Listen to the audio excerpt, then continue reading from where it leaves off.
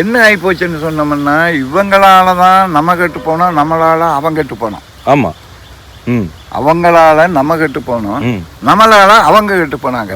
எப்படின்னு கேட்டீங்கன்னு சொன்னோம்னா பசுமை புரட்சின்னு நீங்க கொண்டு வந்து டிஏபி, பொட்டாசு, யூரியா இது மாத்திரம் எங்களுக்கு கொடுத்தீங்க. நாங்க இதை தான் போட்டோம். ஆமா. மனுஷனுக்கும் 18 வகையான சத்துக்கள் வேணும். கண்டிப்பா. செடிக்கும் 18 வகையான சத்துக்கள் வேணும். கண்டிப்பா வேணும். நீங்க செடிக்கு 18 வகையான சத்துக்கள் கொடுக்காததுனால நீங்க என்னென்ன சத்து கொடுத்தீங்களோ அந்த சத்தை உங்களுக்கு திருப்பி கொடுத்துருக்கு. ஆமா. நீங்க திருப்பி கொடுத்ததை நீங்க சாப்பிட்டதுனால சத்து பற்றாக்குறையினால உங்களுக்கு எல்லா நோயும் எல்லாம் வர ஆரம்பிச்சிச்சு. இல்ல வர ஆரம்பிச்சு. அது அங்கதான் இருக்கு விஷயம். ஆமா.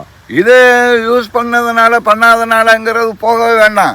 இது ரசாயனம், இது ஆர்கானிக்கு, நாங்கள் இயற்கை விவசாயம். ஐயா, செயற்கை விவசாயம் இது கெமிக்கல் ஃபார்மிங்கே இருக்கட்டுமே. நீங்களே ஒரு நைட்ரஜனே கொடுக்குறீங்க. அந்த நைட்ரஜனை செடி அப்படியே எடுத்துக்கிடுதா? இல்ல எடுத்துக்கிட்டுதான். அது மறுபடியும் அதுக்கு தகுந்த மாதிரி மாத்திதான் எடுத்துக்கிடுது. நீங்க என்ன போட்டாலும் அதுக்கு தகுந்த மாதிரி நம்ம உடம்பு எப்படி குளுக்கோஸா மாத்துதோ அது மாதிரி அது மாத்திட்டு தான் எடுக்கும். அதனால அதை பத்தி ஒன்றும் பிரச்சனை இல்லை.